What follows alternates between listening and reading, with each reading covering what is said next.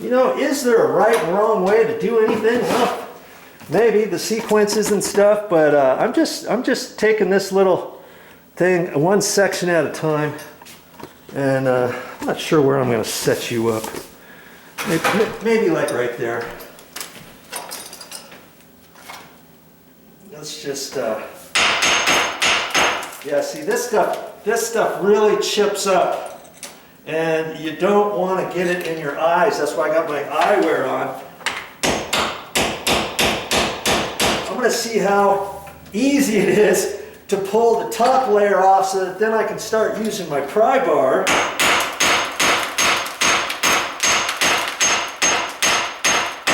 I'm not sure how good it's glued down.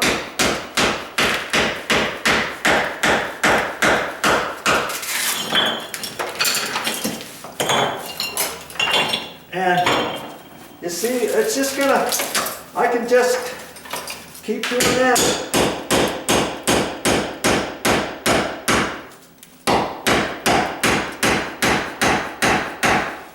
You know, I could wear a long sleeve shirt too. With this, when this stuff breaks off, it's like glass shards.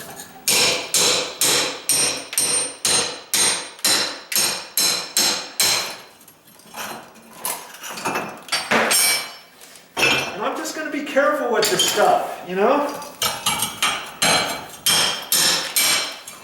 It's not a race or anything.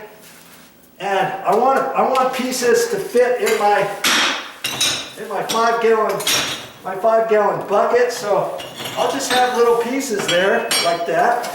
Let's try this one here.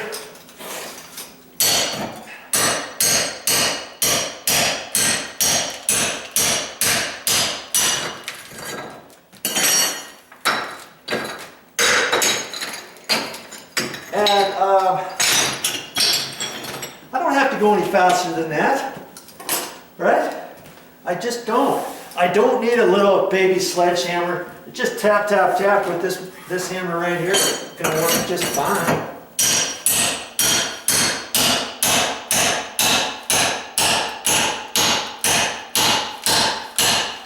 Good grief. Wow. Okay.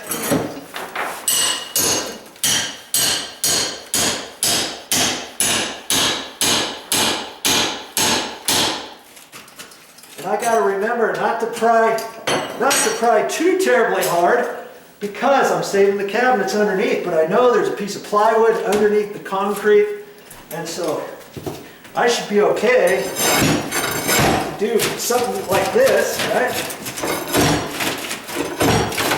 See, this is pulling the concrete up on this particular piece. Right to the plywood.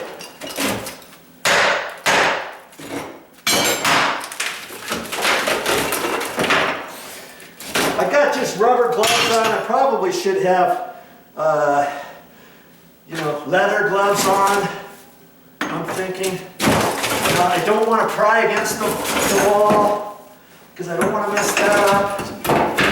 And you see, I thought they had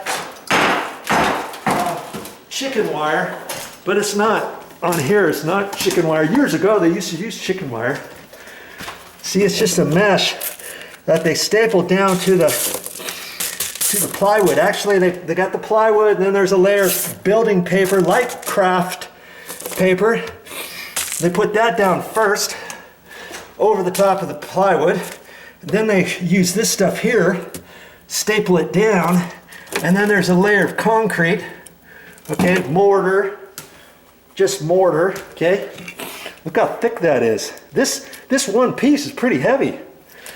And then you got the plywood down below. You see, once I get that, then I could probably beat this off that way without damaging and affecting the side of the cabinet. Because the thing is, we don't want to just rip and tear and not pay attention to what we're doing. We get all done. I don't want any marks on the cabinetry, on the sides, on the finish, on the drawers, on the face frames.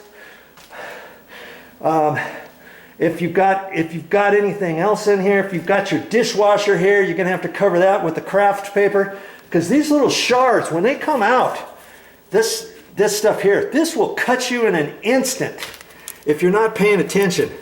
Get in your eyes, cut your cheek. I could have a few little marks on my arms if I'm not careful, but that'll be okay. I don't.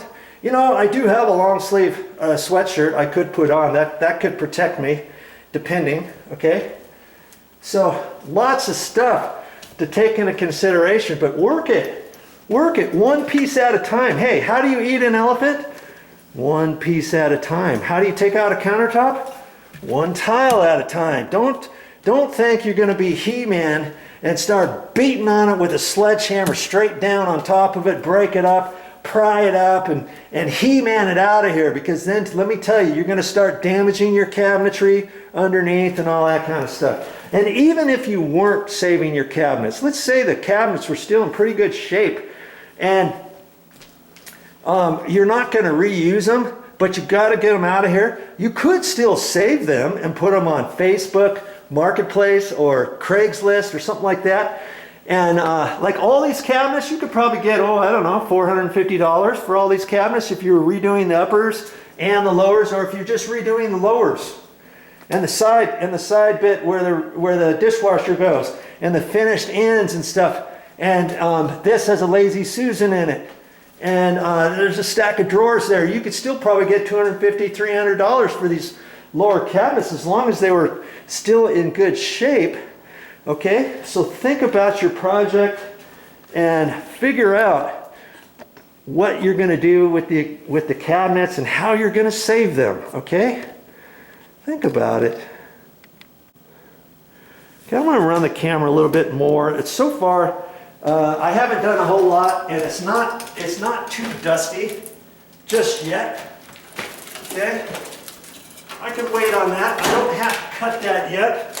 If I did want to cut it now, I guess I could just take my my 10 snips and cut through that. Oh, I might put my long sleeve shirt on, I think. I use these things for everything, and they're older than the hills, but they still work just fine. Okay, I don't know if I'm going to concentrate trying to take the whole thing out before taking the tiles out first. We'll see, but I'm gonna try to just keep going on the tile.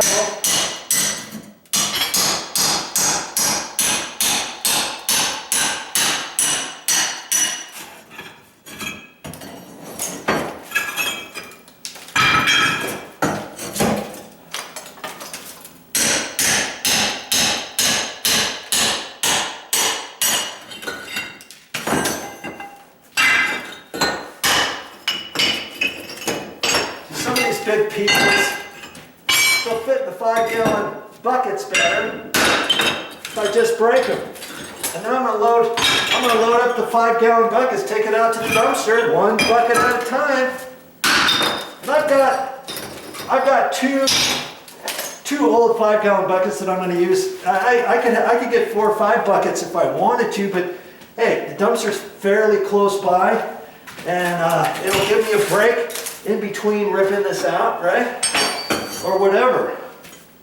So I think I'm gonna keep trying to get the tiles before the concrete bits.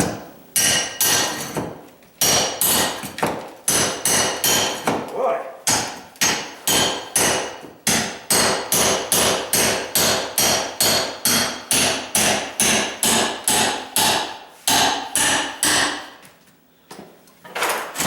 This back row, the concrete wants to come up with the tiles. That's okay. That kind of loosened it off of the grating. That might be the way to go.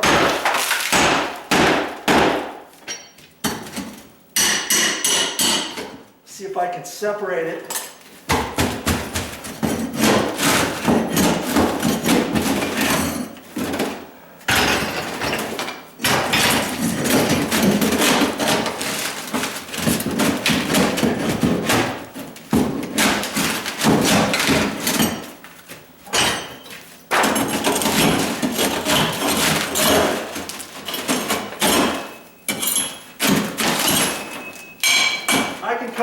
for things like that, you know. If it's easier to do it after I get some more tile going. You know, however you want to do it. Hey, I'm here however long it takes. I know I'm not gonna get it all done in one day. And that's okay, I don't mind. It gives me something to do, right? When you're retired. Yeah. Okay, so I guess I'll keep going and see what happens here. Start this way. I'm liking it flat like that, so I get a bigger hit down here.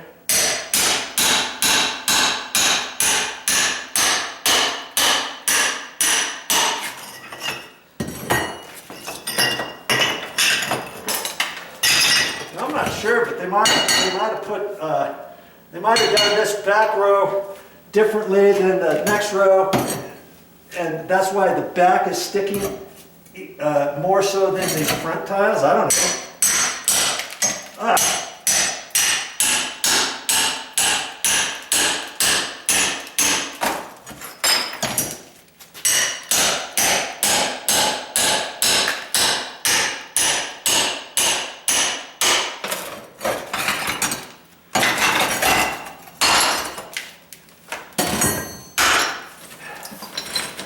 Okay.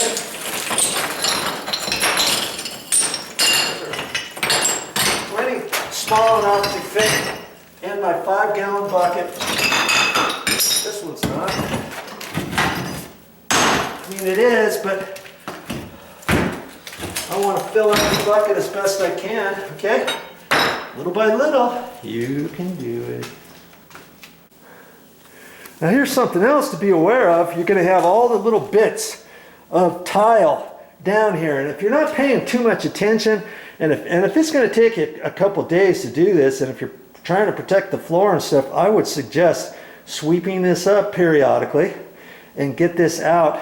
So and then just sweep it off into the corner before you work some more and stuff, because you don't want to grind these little bits of tile. Okay, you grind that down through this backer board. Okay, and you think, oh, that's plenty, it's thick enough, and you keep walking on it, and then 3 days from now when you pull this up, you have some gouges on your floor, some scratch marks, and you're like, oops, yeah, I should have done a little bit better than that. I could have taken my time. I could have, instead of, you could still take your time, but instead you could have worked smart. Okay, and strategically, we'll sweep this up every once in a while. You know, if you're watching this could come back and you can remember, yeah, that's why VideoJoe did that. I see that now. I see why he did that. You play that little section back, how long did that take me? 15 seconds? You know? So I'm gonna keep being aware of that. There's all kinds of stuff you have to take into consideration and be aware of when you're doing your project. Don't be a bull in a china shop anymore.